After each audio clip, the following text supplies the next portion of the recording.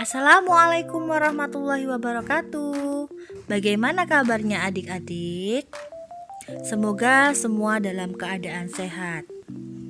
Kali ini kita kembali membahas materi prakarya kelas 9. Di video sebelumnya kita sudah mempelajari bab 1 tentang kerajinan.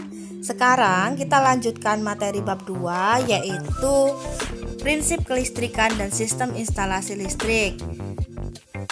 Subbab yang akan kita pelajari yakni tentang wawasan kelistrikan.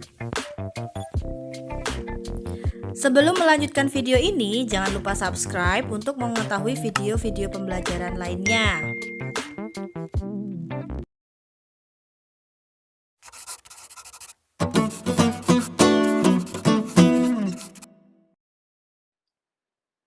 Kali ini kita akan membahas materi prakarya kelas 9 yakni bab 2 tentang prinsip kelistrikan dan sistem instalasi listrik.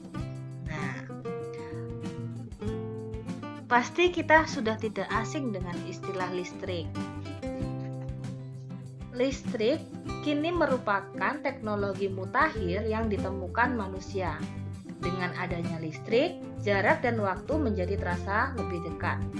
Listrik menjangkau semua lapisan masyarakat, baik di kota maupun di desa. Meskipun demikian, di Indonesia masih terdapat daerah pedalaman yang tidak terjamah oleh listrik.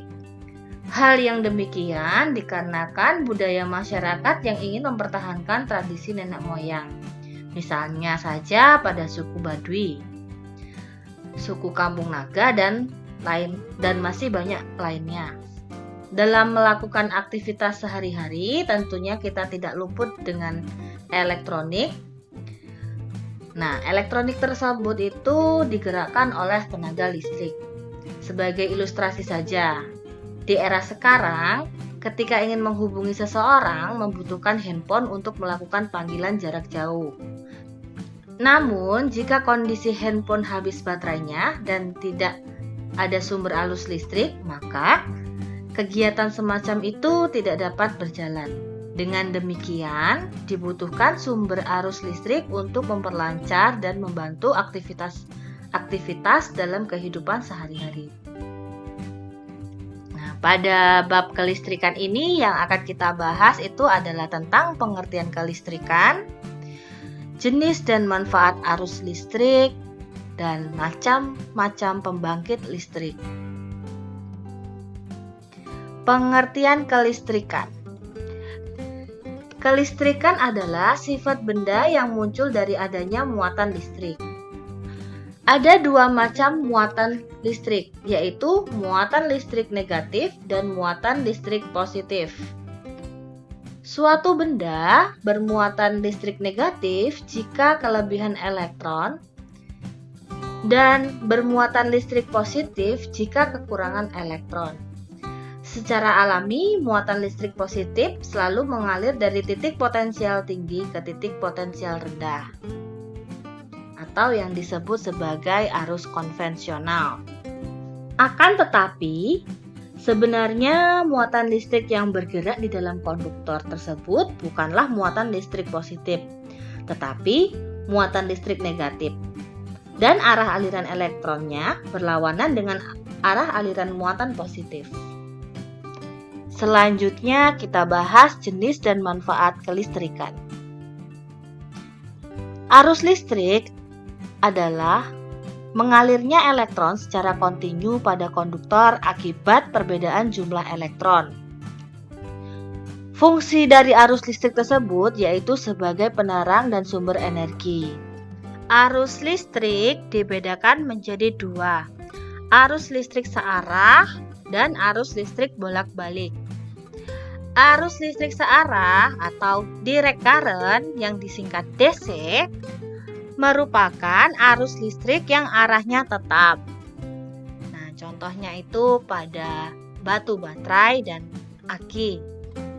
Yang kedua yaitu arus listrik bolak-balik atau alternating current yang disingkat AC adalah arus listrik yang besar dan arahnya selalu berubah-ubah. Nah, Nah, arus listrik AC ini dihasilkan oleh generator. Contoh elektronik yang menggunakan arus AC di sini ada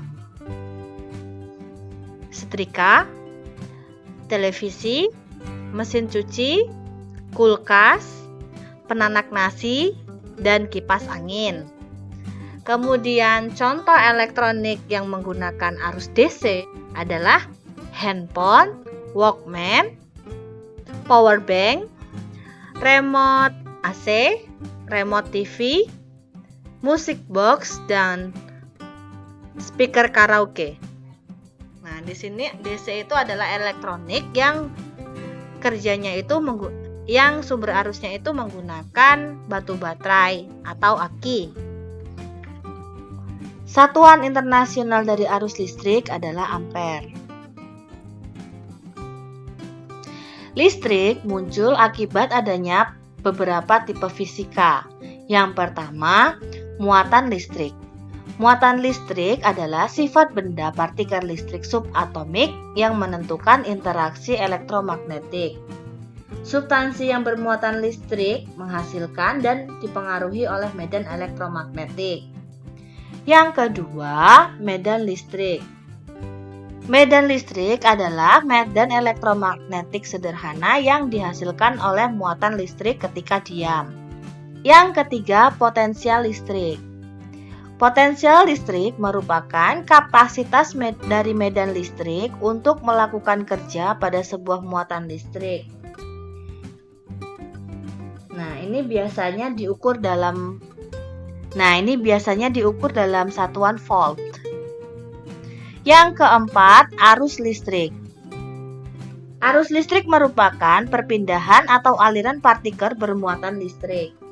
Biasanya diukur dalam satuan ampere. Dan yang kelima, elektromagnet. Elektromagnet merupakan perpindahan muatan yang menghasilkan medan magnet. Arus listrik menghasilkan medan magnet dan perubahan medan magnet menghasilkan arus listrik. Tentunya dengan adanya sumber arus listrik, maka penerangan akan didapatkan. Penerangan seperti lampu tentunya membutuhkan sumber arus listrik sehingga penerangan atau lampu bisa menyala.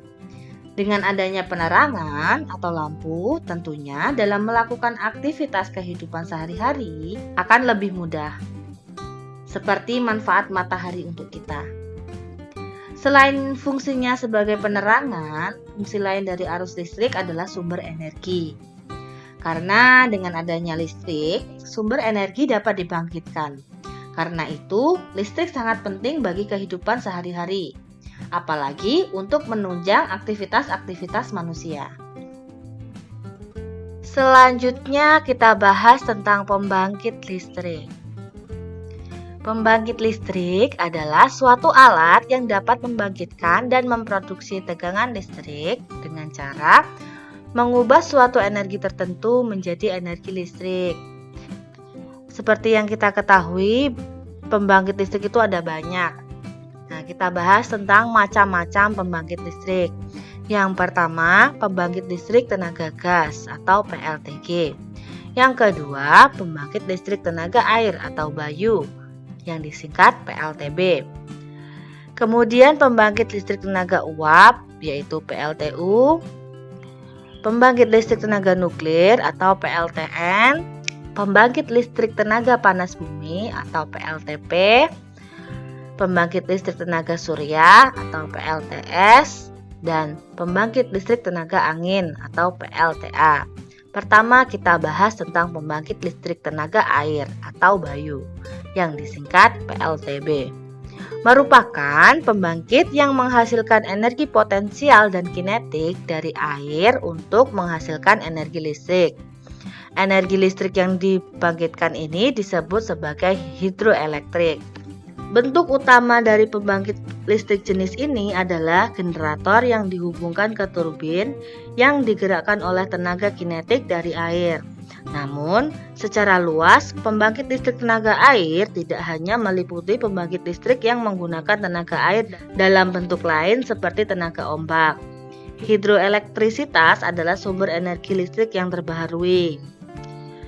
Yang kedua, pembangkit listrik tenaga uap atau PLTU.